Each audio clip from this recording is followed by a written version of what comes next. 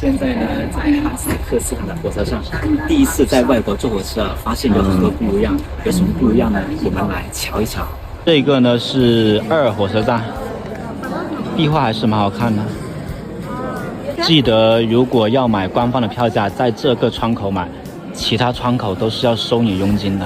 进来了，哦，这里还有水果卖哦。我们看一下多少钱。这一桶要2000滇戈 ，OK， 要30。这张是我们的火车票，好长的一张。这边都是可以送客进站到这里的。你看路边还有卖吃的，行人都有。这里呢都是哈国的人比较多啊，这里也有。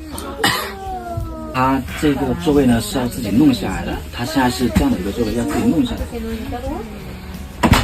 啊，然后呢这样就可以了。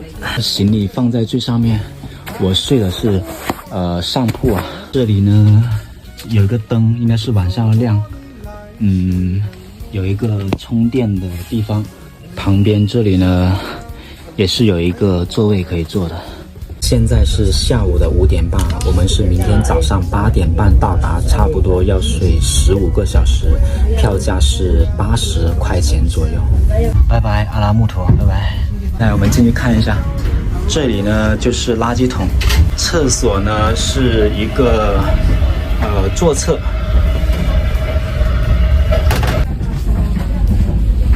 外面的景色，我发被子过来了。乘务员呢给我们发了一套被子啊，它上面还有一个毛巾，然后呢这2个是被套，应该是要回收的。这个兄弟上来就在做礼拜，他们是用这种袋子，就是拿那个被套过来，拿被套过来。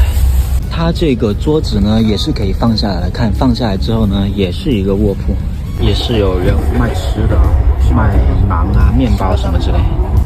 700，这里有个乐事啊，这个多少钱？看问一下。Hello，how much？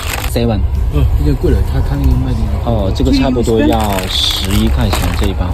这个东西有点猛啊，它里面好像是在烧什么？天啊，这有点危险啊，这样子。水呢是用桶装水啊，这样子的。然后这里是有杯子，可以装点水来喝。这里呢还有微波炉，还有水壶。这种杯子呢也是可以给乘客使用的。一出火车站大概半个小时以后就完全没有信号了。这个就是热水，可以倒点热水在这里。我完全不能自己升啊，因为这个太矮了。下面呢他们在聊天，这里有2个 USB 充电的地方。我的包就放在这里了，没有被子啊，就拿这个被套盖一下吧，凑合一下。晚安，大家。